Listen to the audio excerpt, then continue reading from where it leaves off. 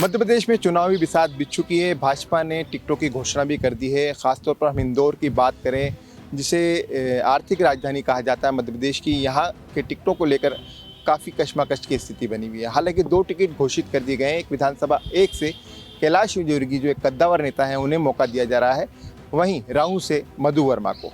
बाकी बची हुई सीटों को लेकर क्या होने वाला है और क्या इंदौर के सांसद शंकर लालवानी इस चुनावी रण में उतरने वाले हैं, हम जानेंगे इनसे। शंकर भैया, स्वागत है आपका मृदभाषी में।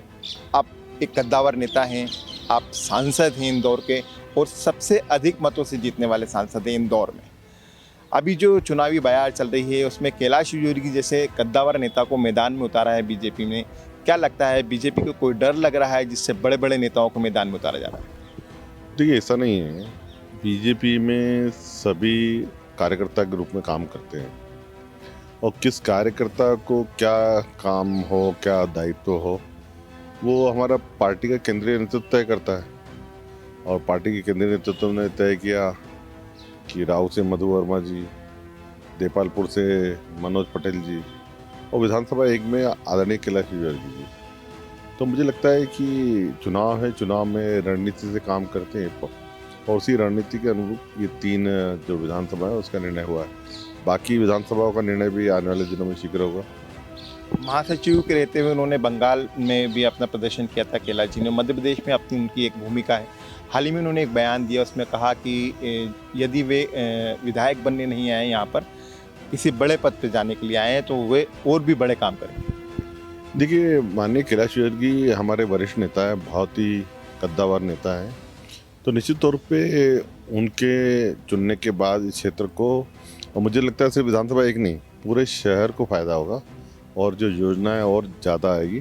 तो विकास की बात है, विकास की बात और तेज़ी से होगा इंदौर शहर का। जब वे महापौर थे, जब आप पार्षद थे, MIC मेंबर भी थे, आपने उनकी कार्यशैली समझी है। आपको क्या लगता है कि ये चुनाव काफ़ी टफ होगा? क्योंकि 1 नंबर में ऑलरेडी कांग्रेस के विधायक संजय शुक्ला मौजूद हैं। नई सीट पर यह भाजपा की रणनीति है कि जहां पर भाजपा कमज़ोर है वहां पर इसे कद्दावर नेताओं को उतारा जाए। देखिए, ऐसा नहीं है। भारतीय जनता पार्टी वहाँ से जीतती आई है और पिछले लोकसभा की बात करें तो वहाँ काफ़ी मतों से भारतीय जनता पार्टी जीती। नगर निगम चुनाव की बात करें तो महापौर जी वहाँ से जीते। यानी वहाँ तो महापौर जी का कांग्रेस का उम्मीदवार उस विधानसभा में था, उसके बाद भी हमारे भारतीय जनता पार्टी के महापौर विजयी हुए। तो इसका मतलब कि वहाँ मतदाता हैं, हमारे विचारधारा से जुड़े हुए हैं। हम उनको लेकर, साथ में लोगों को लेकर भारतीय जनता पार्टी के मत में मतदान कराएंगे। और मैं आपको बता दूं कि विधानसभा क्षेत्र में 1 में ऐतिहासिक मतों से जीत होगी। ये तो निश्चित रूप से आप कह रहे हैं, हर भाजपा नेता और कार्यकर्ता ही कह रहा है कि कैलाश विजयवर्गीय लंबे मतों से वहाँ से जीतेंगे। हम और विधानसभाओं की बात करें तो खासतौर पर हम विधानसभा 4 और 2 की बात करते हैं। 4 को अयोध्या कहा जाता है। वहाँ पर अभी से मांग हो रही है, क्योंकि आपकी कम्युनिटी, सिंधी कम्युनिटी के लोग वहाँ से डिमांड कर रहे हैं कि किसी सिंधी कार्यकर्ता को वहाँ से मौका दे भाजपा। देखिए, विधानसभा क्षेत्र में 2 और 4 हमारी पारंपरिक सीटें हैं। हमारे पारंपरिक मतदाता रहते हैं और बहुत विकास के काम है।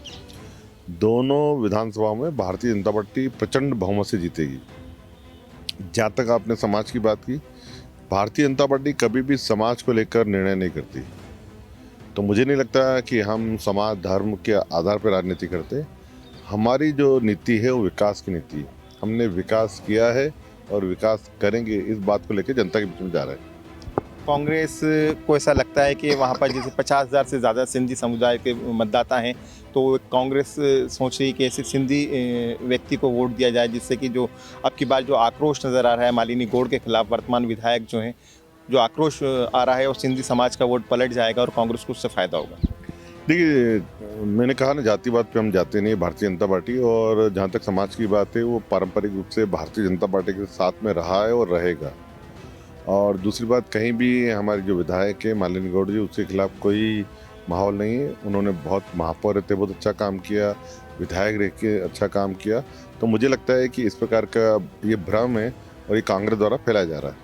आपको ऐसा नहीं लगता है कि जिस तरह से बड़े नेताओं को मौका दिया गया है मध्य प्रदेश में, प्रहलाद पटेल हो गए या कैलाश विजयवर्गीय हो गए या नरेंद्र सिंह तोमर हो गए, आप भी सांसद हैं, आपका एक बड़ा ओरा है, बड़े वोटों से जीते हैं, तो इंदौर की कोई ऐसी विधानसभा, खासतौर पर हम विधानसभा 3 की बात करें, जो काफ़ी नेक टू नेक वाली विधानसभा है, वहाँ से अब चूँकि कैलाश विजयवर्गीय को टिकट मिल गया है, ऐसे में आकाश विजयवर्गीय को टिकट मिलना मुश्किल है और पार्टी आपकी ये कहती है परिवारवाद ना हो। आपको क्या लगता है, आपको मौका दिया जा सकता है? देखिए, मैंने पहले ही कहा, भारतीय जनता पार्टी के कार्यकर्ता रूप में हम सब काम करते हैं और मैं खुद ही पार्षद से सांसद तक बना हूँ। तो भारतीय जनता पार्टी ने मौका दिया और जनता का साथ रहा, कार्यकर्ताओं ने मेहनत की।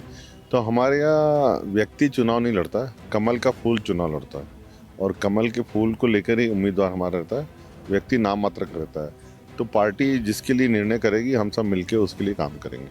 केंद्र के लोग मध्य प्रदेश में आ रहे हैं, केंद्रीय मंत्री चुनाव लड़ रहे हैं, आप भी केंद्र में हैं, सांसद हैं, तो क्या पार्टी आपकी तरफ गौर कर रही है? क्या आपने कोई इच्छा जाहिर की है कि यदि कोई ऐसा मौका आता है तो पार्टी के लिए आप खड़े हैं चुनाव लड़ने के लिए? देखिए, मैंने जैसे बताया कि भारतीय जनता पार्टी में कभी इच्छा जाहिर नहीं करते हैं।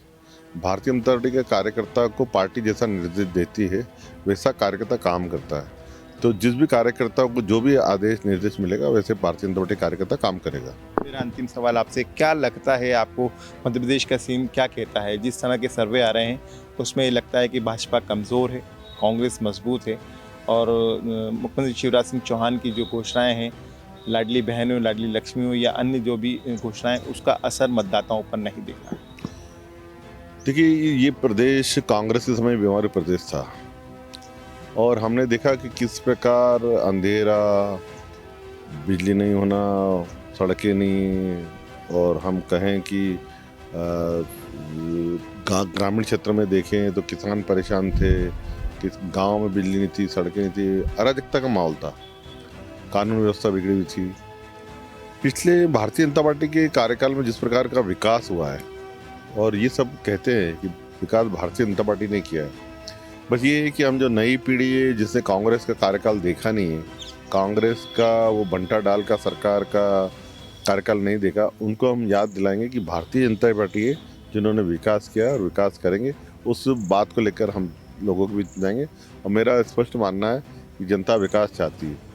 पर कैपिटा इनकम की बात करें, कांग्रेस के समय 12-13 हज़ार थी मुश्किल से, आज पूरे मध्य प्रदेश की 1.5 लाख से ज़्यादा पर कैपिटा इनकम है।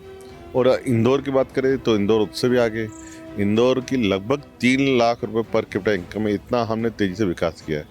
तो मुझे लगता है कि विकास को मुद्दा है हमारा और विकास के आधार पर ही हम चुनाव जीतेंगे। एक सवाल मेरा रह गया था आपसे कि जब भी टिकट बांटने की बात होती है या चयन समिति की बात होती है तो सांसद की एक बड़ी भूमिका होती है, सांसद से भी राय ली जाती है। चूँकि कुछ सीटें ऐसी हैं, ख़ासतौर पे मैं 4 नंबर की बात कर रहा हूँ, विधानसभा 4 की, वहाँ पर भी आपसे राय मशवरे की जाएगी। तो क्या आप वर्तमान सांसद के पक्ष में रहेंगे या पार्टी जो नया टिकट दे या उन्हीं को रिपीट? देखिए, ये पार्टी का आंतरिक मामला है और ये जो हमारी पार्टी जो नीति के हिसाब से, ये पार्टी की नीति है और चुनाव की रणनीति है, तो ये रणनीति रहने दें। धन्यवाद। हमसे बात कर रहे थे सांसद शंकर लालवानी, जिन्होंने बताया कि पार्टी के जो निर्देश मिलेंगे उसका वे पालन करेंगे और भाजपा में वही होता है जो संगठन तय करता है। कैमरा पर्सन विशाल के साथ अरशद खान, मृदुभाषी, इंदौर।